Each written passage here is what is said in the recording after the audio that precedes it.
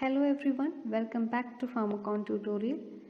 Today we will talk about estrogen, anti-estrogen and estrogen receptor modulators.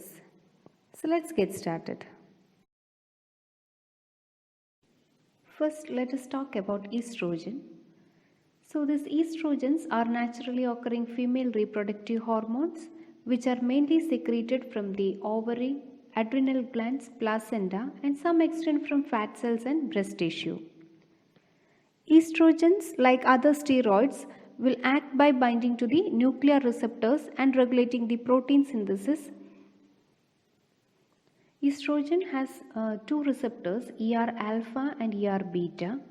ER alpha receptors are mainly found on vagina, ovary, breast, hypothalamus and blood vessels, and ER beta is found on prostate and ovaries.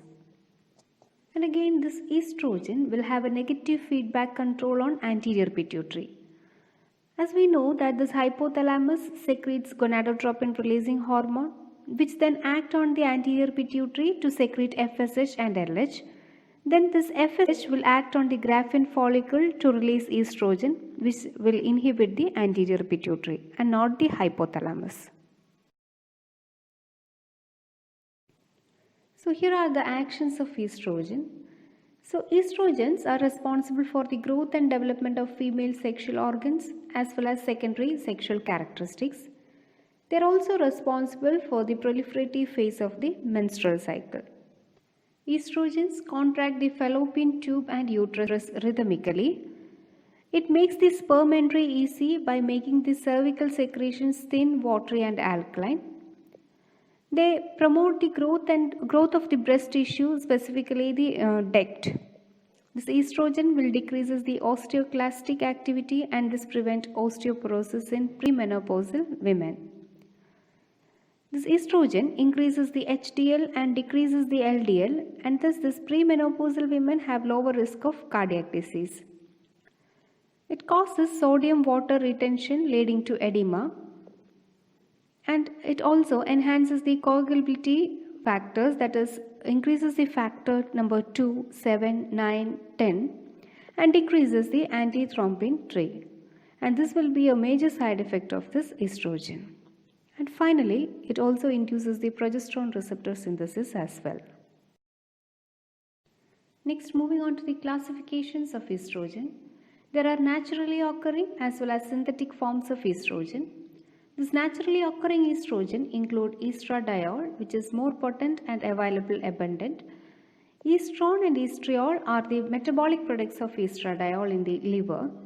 These naturally occurring estrogens are not given orally because they have high first pass metabolism and they are metabolized by the glucuronide and the sulfate conjugation in the liver and are excreted by kidney and bile. In the intestine, they can be degraded by the bacterial flora and enter the enterohepatic cycle.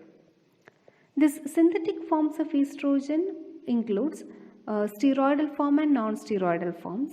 These steroidal forms are ethinyl estradiol, mestranol and tibolone. And the non-steroidal forms are diethyl stilbestrol and dienestrol as well as hexestrol. Now let's talk about the uses of synthetic estrogens. The synthetic estrogens are mainly used in oral contraceptions, that they are combined with the progesterone. They negatively inhibit the FSH and LH secretion and inhibit the ovulation. They are also used in postmenopausal women as hormone replacement therapy, both short-term and long-term therapy. And in short-term therapy, the goal is to relieve the menopausal symptoms like hot flushes, night sweats, insomnia, depression. While in long-term, it is used to prevent the osteoporosis and atherosclerosis. To inhibit the side effects produced by the estrogen, they are given along with the progesterone in the last 12 to 15 days of each month therapy. This synthetic estrogen are also used in senile vaginitis, which is actually a postmenopausal inflammation and atrophy, mainly due to the decrease of estrogen. So these estrogens are given topically to prevent or to reduce the senile vaginitis. The next use is that these estrogens are mainly used to relieve the dysmenorrhea, that is the painful muscle cramps, and for the purpose estrogen and progesterone is given together, and by negative feedback they will inhibit the ovulation, and an ovulatory cycle will be there which won't cause pain. This cyclic estrogen are used in therapy to favor this female, that is to with the delayed puberty due to hypogonadism. And finally, they can be used in prostate carcinoma, that is the role of estrogen in prostate carcinoma is only to improve the quality of life. Now about the adverse effects of estrogen.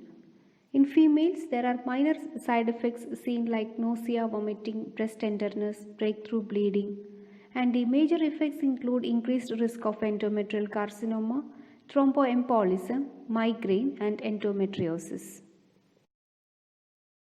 Now moving on to the contraindications.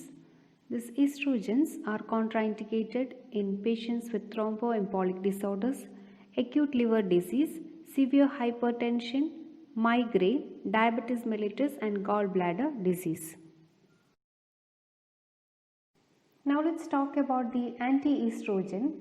In anti-estrogen, we have two types of drugs. One that competitively inhibit the estrogen receptor, and secondly aromatase inhibitors. These competitive estrogen receptor blockers will inhibit the negative feedback of the estrogen on anterior pituitary, and thus will increase the level of FSH and LH, leading to ovulation. So we can use this in female and male infertility and also in assistive reproductive technology. The drugs that act by these two ways are clomiphene citrate and fulvestrant. This clomiphene citrate is mainly given orally, and it has ADR like nausea, vomiting, headache, multiple pregnancy, that is mainly due to increased ovulation, and cyst due to ovarian hyperstimulation, weight gain, then breast discomfort, etc. And the second drug, that is the fulvestrant, it is mainly used in breast carcinoma, where it will inhibit the estrogen receptors which causes breast tissue proliferation. Moving on to the second category, that is the aromatase inhibitors. This aromatase is an enzyme which will convert the testosterone to estradiol. So as we know, testosterone is also present in female bodies but in low level. These aromatase inhibitors will decrease the estrogen level by inhibiting the conversion of testosterone to estradiol. And mainly this type of drug is used in breast cancer to decrease the estrogen level. And the side effect is hot flashes. The drugs coming under this are letrozole, anastrozole, and exemestane. Now let's have a discussion on the selective estrogen receptor modulators. So these are the drugs with tissue selective action. So there are two ways to look at these drugs. The one is that they are partial agonist, and the other they have selective action. So as we all know that this partial agonist act as an agonist in the absence of an agonist, but in the presence of agonist they act as antagonist. So these drugs have estrogenic action in some tissues and anti-estrogenic action in some other tissue. And the main objective of using this drug is to produce beneficial estrogenic effect in tissues like bone, liver, and to prevent the harmful estrogenic effect mainly in breast. And now the drugs coming under this category are clomiphene, tamoxifen, roloxifene, torimifene, and ormeloxifene. In the coming slides, we will be discussing about the tamoxifen and raloxifene, because we have already discussed about the clomiphene earlier. Now let's see the pharmacological actions of the selective estrogen receptor modulators. Here we will be discussing about the tamoxifen and raloxifene. They have both estrogenic and anti-estrogenic effect. So first let us see the estrogenic effect.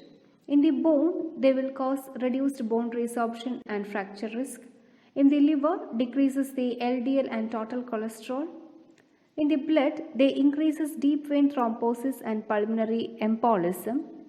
And about in uterus, there is a contrast, that is, this tamoxifen will increase the endometrial proliferation and there is a risk of endometrial cancer, but there is no endometrial proliferation by the raloxifene. Now moving on to the anti-estrogenic effect, this tamoxifen and raloxifene in the breast, they decreases the breast cancer cell proliferation, and in the periphery, hot flushes and vomiting are associated with this drug. Moving on to the ADR, tamoxifen increases the endometrial proliferation, so there is a risk of endometrial cancer, and there is also an increased risk of this deep vein thrombosis and pulmonary embolism. They also causes nausea, vomiting and hot flushes. And about the raloxifene, they do not cause endometrial proliferation, so there is no risk of endometrial cancer. However, there is an increased risk of DVT and pulmonary embolism. It may also cause hot flushes and leg cramps. And about its indications, tamoxifen is used in treatment and prevention of the breast cancer and in both pre and postmenopausal women.